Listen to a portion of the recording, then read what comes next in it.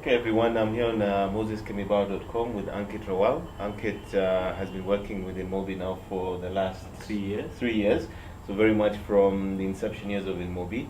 And maybe Ankit, you can just give us a bit of background as to how you started InMobi, and we're here in Bangalore. Maybe we can talk a little bit about Bangalore, but maybe a bit of background about yourself.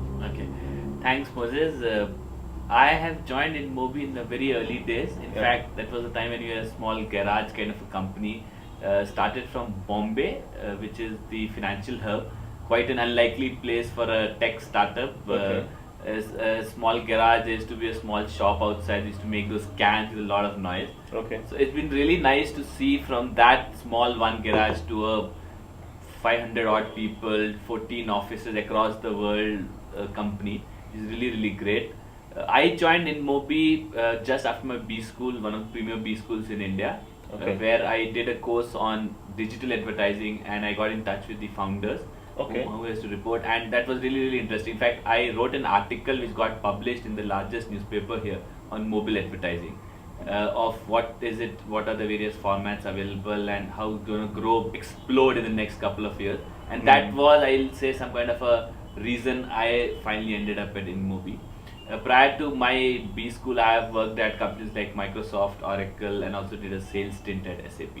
Okay, so a lot of the tech A companies. lot of the tech companies. So I've been that side of the table doing coding and writing code for Microsoft SQL servers, then on Oracle server.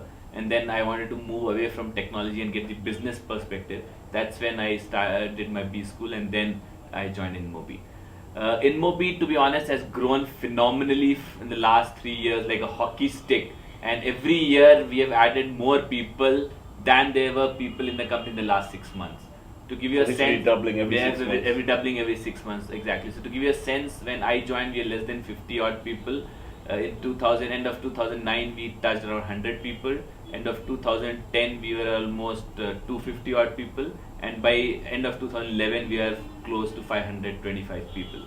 Then obviously another major factor is I think the funding that came through last year. Yes, again, this was a Series C funding which happened by SoftBank, a $200 million kind of funding, which again is unique in substance. To give you some perspective, you put all the fundings in this space together, the likes of Zynga or smaller tech funds in the ad networks like a Millennial Media based out of US, we are much larger than that in terms of funding. Our initial funders have been Kleiner Perkins and Sherpalo Group. Again, Sherpalo Group was the same guys who funded Google when it started. Ram Shriram, who's one of the boards of our company, was also on the boards of Google when it started. Really, yeah. So this was at the early stage. This was the early stage.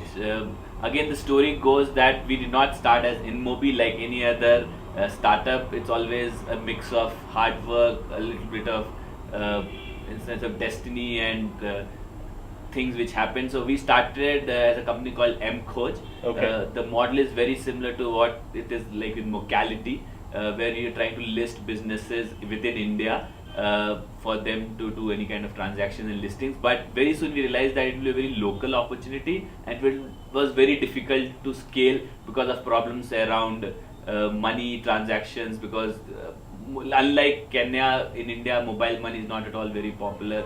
Then there was a very low propensity of these small SMEs kinds of businesses to really pay, and the opportunity was very limited to a very locality, country specific. So the story goes that Naveen, who's one of the founder and also the CEO, took a flight to Silicon Valley without knowing what he's gonna do, and then he presented without really an execution plan to the board, including Kleiner Perkins and Sherpalo. So it is going to work as Yeah, and midway between the presentation, Ram Shriram says, "Okay, I get it. Tell me what's the execution plan."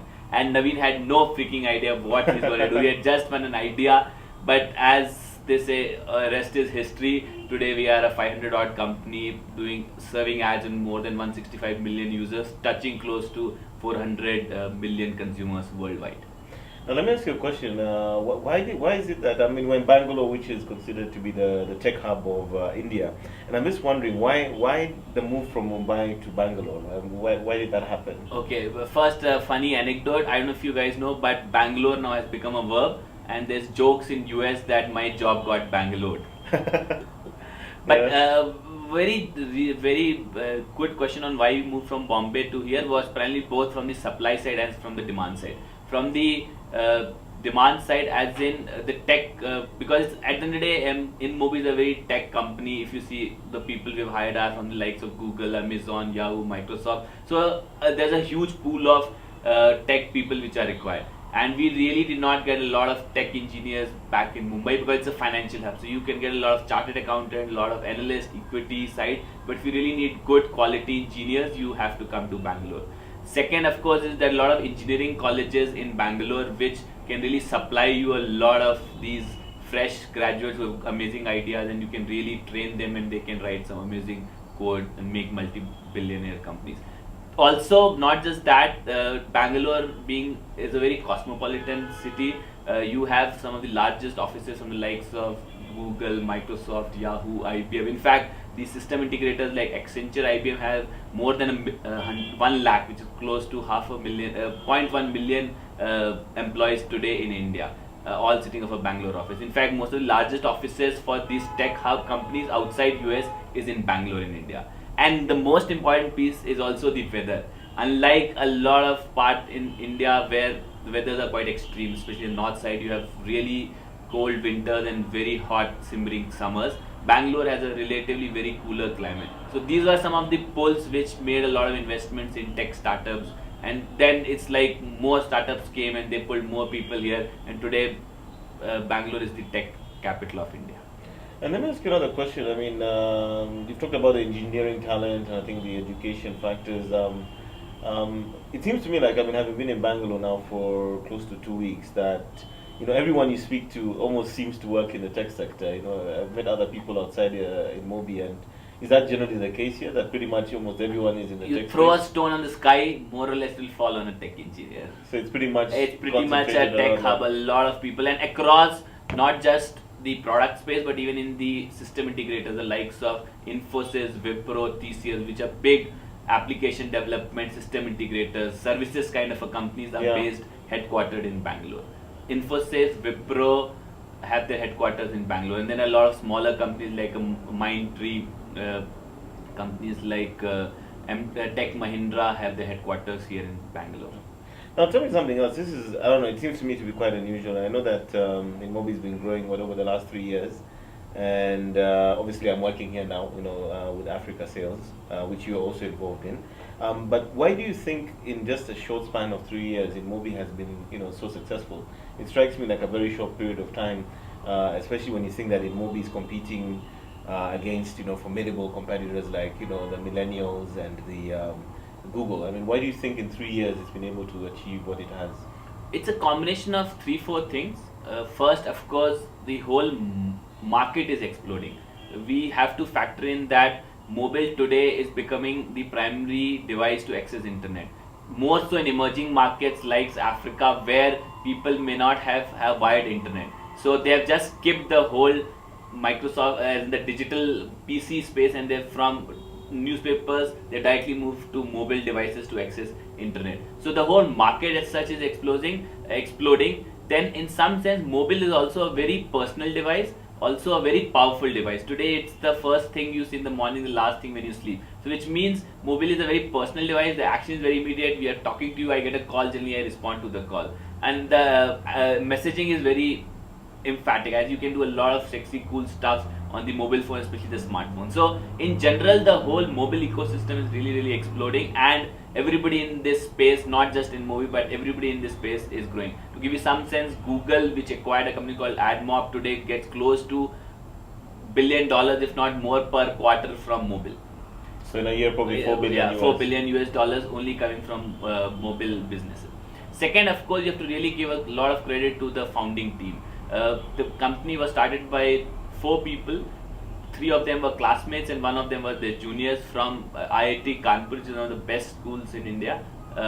They started this, and our CEO, Naveen Tiwari, had worked at McKinsey, then he went to Harvard, and thereafter he dabbled a little bit on mobile business, but then he stumbled upon InMobi, and as we say, rest is history. So a lot of credit goes to this founding team, and because they were able to motivate smart young people like me to join the company when we were not that big. When I joined, we were less than 50 employees. I said we started from a small garage, and money was something which they could not offer. But what they could offer is amazing exposure, learning experience, and that culture that you can really create history.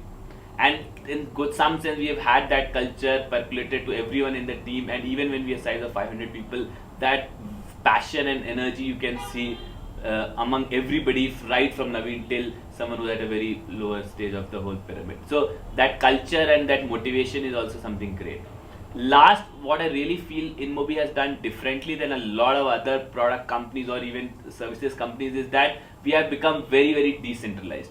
Unlike what happens with any big company anywhere, they keep most of the powers in-house in the HQ and they have few people in other regions. But InMobi from the very beginning realized that if you have to scale, you have to let go. You have to become decentralized. Today, that's why if you see all the regional heads from US till Japan, everybody has their own team, they have their own decision making, they get their own budgets, and they run mini companies within InMobi.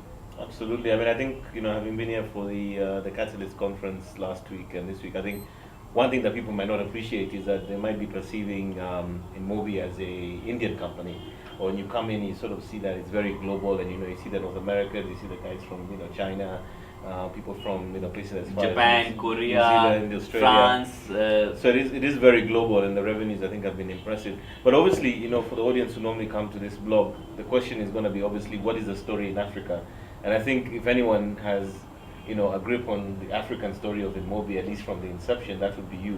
What would you say have been some of the the challenges, the opportunities, and the experiences, and also setting up Africa sales from the very beginning and where we are today? Mm-hmm. Africa, in some sense, is a very unique market because it has its own sets of opportunities and also challenges. When I started the Africa business in 2009, of course, we started from South Africa, which in some ways is a gateway to Africa. The initial our clients were typically people who are selling ringtones, wallpapers, the mobile content, which is still very, very huge. But in some sense, we also have challenges like it's a very feature phone market. So you really don't have the iPhones, the Android, which has just come now with the Huawei IDOs in Kenya and even in Nigeria. But otherwise, it's a primarily Nokia, Samsung kind of a handsets. Of late, only you have seen the scale of RIM coming into these markets, especially in Nigeria and South Africa, huge growth. However, in more developed markets like Western Europe and US, you have a lot of iOS and Android. So that was one of the challenges I faced. The second is because today digital itself is really, really small in the larger scheme of things. So typically when media planners or agencies allocate budgets across mediums, it always goes to TV 60%, newspaper, radio, and some piece of it on digital, and a very small goes onto mobile. So that's another unique challenge, which is not the case again in developed markets, even in some other emerging markets like India or Middle East, which I think a little bit ahead than Africa today in the curve. But what's really great about Africa, especially Kenya, which is remarkable, is the whole developer ecosystem which has come into place. What we have done in iHub is really phenomenal, and it's a lesson which everyone, not just other African countries but across the globe, you can replicate the whole ecosystem of developers, people coming, sharing ideas, and then there's some kind of support from the institution to really make that idea into a big venture. And if I think back, if we had something similar in India when we started, we would have been at a much different level had we got that support. So what do you think the prospects are for Africa with InMobi? Trust me, you've just touched the tip of the iceberg. It's just a matter of time, as Naveen says, that the center of gravity will change from the west to the east, with a lot of it coming from Africa.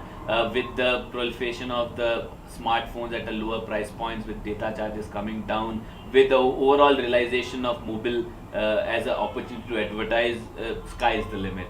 And I see that happening. In one case, which I always point to people when I go outside Africa, is the whole mobile money, which M-Pesa or it's like a Paga or Pesapal has done, is truly, truly phenomenal of banking the unbanked. In fact, a lot of these learnings are being now translated into countries like India, Afghanistan, Bangladesh, who can really learn about mobile money. So it's just a matter of time where Africa will start teaching about innovation of these, as I don't know if you heard about Prahlad Kakkar or Fortune at the bottom of the pyramid. Yeah. You'll start seeing a lot of these things coming out of Africa the next couple of years. And I see, maybe not this year, but sooner or later the center of gravity will shift from the Western worlds to the East. Absolutely. I think I was doing some research recently, and I think there's over 660 million. I think mobile users in Africa, and I think obviously the internet lags a fair bit behind, but most of the internet, I think as much as 80% in markets like Kenya is people using their mobile phones. But don't you think one of the big challenges in terms of for InMobi, for us is obviously the fact that in most of Africa, most businesses forget even having a website. Most don't even have a mobile site.